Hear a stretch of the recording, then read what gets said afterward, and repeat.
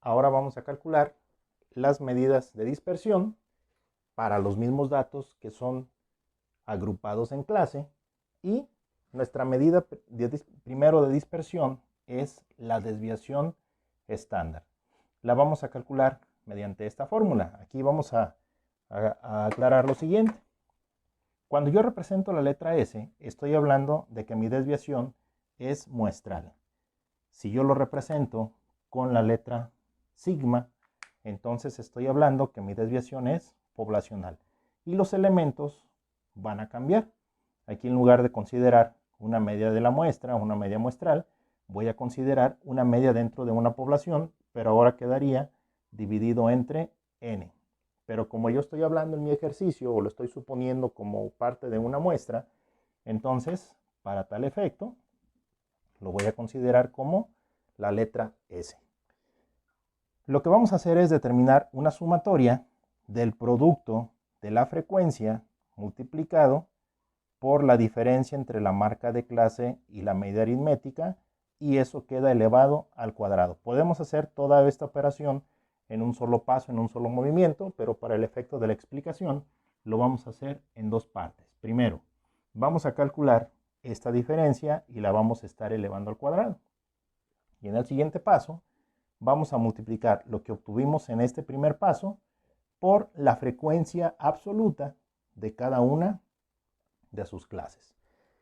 Entonces, aquí, para nuestra primera clase, vamos a vamos a obtener su diferencia entre la marca de clase, que son 18.5, menos la media aritmética que nosotros calculamos desde las medidas de tendencia central. Entonces, vamos a restar 18.5 menos 30.74, y lo que nos dé lo vamos a elevar al cuadrado. Eso va a ser igual a 149.8176. 149.7186. Así como hicimos en el producto de la marca de clase por la frecuencia para cada una de las clases, ahora lo vamos a hacer para los elementos que necesitamos al cálculo de la desviación estándar. Entonces, para cada una de las clases vamos a hacer 24.5 menos su media, 30.74, y lo que nos dé lo vamos a elevar al cuadrado. Para cada una de las clases, aquí no vamos a obtener sumatoria, porque la sumatoria me la está pidiendo hasta que yo multiplique por su frecuencia. Entonces lo vamos a hacer para cada una de las clases y nos va a dar lo siguiente. Al desarrollar entonces nuestras operaciones para cada una de las clases, obtenemos 38.9376 cuando hacemos la diferencia de la marca de clase menos su media aritmética y elevada al cuadrado, y así para cada una de ellas. Estas cantidades se obtuvieron de multiplicar lo que acabamos de obtener para cada clase de acuerdo a esta operación, pero multiplicado por la frecuencia absoluta. Aquí hay que tener mucho cuidado con la simbología de acuerdo a los elementos que nos pide que involucremos en cada una de las operaciones. Al hacer esas operaciones multiplicado por su frecuencia absoluta, tenemos estas cantidades. Esta cantidad final representa la sumatoria que me está pidiendo en la parte del numerador para determinar esta raíz y poder encontrar el valor de nuestra desviación estándar. Entonces, al sustituir nuestros datos, tendríamos que esa sumatoria es 1519.56 entre n menos 1, pero sabemos que n es 25, lo vamos a dividir entre 24. Al hacer nuestra división y sacar el valor de la raíz cuadrada, vamos a llegar que nuestra división es 7.956. 7.956. Estamos hablando en unidades de minutos.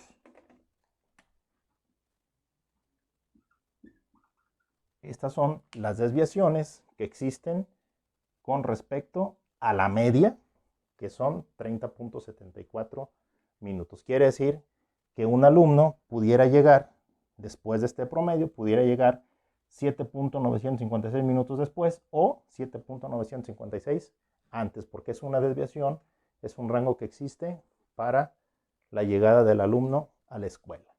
Por último, vamos a calcular el valor de nuestra varianza y finalmente nuestro coeficiente de variación. Prácticamente la varianza es el valor representado dentro de la raíz de la propia desviación.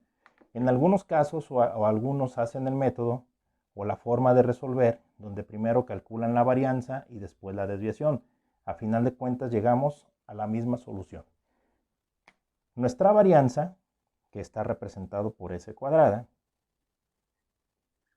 va a ser igual a el cuadrado de la desviación que acabamos de obtener, que en este caso es 7.957,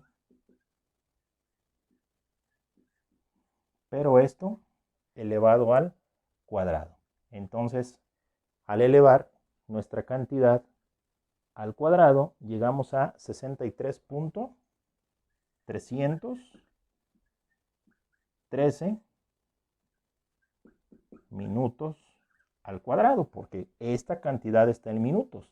Al momento de elevarla al cuadrado, estamos diciendo que nuestra varianza se encuentra en unidades cuadradas. Nuestro coeficiente de variación, de alguna manera, va a darnos un porcentaje donde los datos pueden ser homogéneos o heterogéneos. ¿Esto qué quiere decir? Que si el coeficiente de variación es mayor al 25%, entonces se dice que los datos son heterogéneos. Y si es menor al 25%, mis datos son homogéneos. Ya calculado, vamos a decir o vamos a hacer la referencia a qué se refiere. Sustituimos nuestros datos y nuestra desviación, que fue 7.957,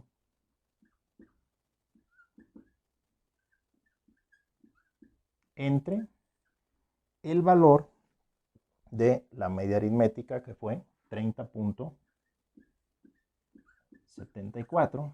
Aquí, pues bueno, son unidades de minutos entre minutos. Se va a hacer la unidad y esto lo vamos a multiplicar por 100. Mi coeficiente de variación, al desarrollar esa división y multiplicarlo por 100, es 25.88. Sin olvidarnos de la unidad, que es el porcentaje que está ocurriendo de acuerdo a nuestros datos. De acuerdo a lo que acabamos de mencionar, ya a manera de resumen, aquí vamos a decir que de acuerdo a esta referencia, si mi coeficiente de variación es mayor al 25%, entonces mis datos se consideran como homogéneos. ¿Esto qué quiere decir? Que los datos que yo estoy analizando están separados, no están en una manera de distribución uniforme. Si es menor al 25% ese coeficiente de variación, entonces los datos son heterogéneos. ¿Eso qué significa? Que no existe separación. Entonces, aquí tenemos la referencia. Todo está en base a una media y a partir de eso hacemos nuestra distribución. Con esta explicación terminamos las medidas de dispersión.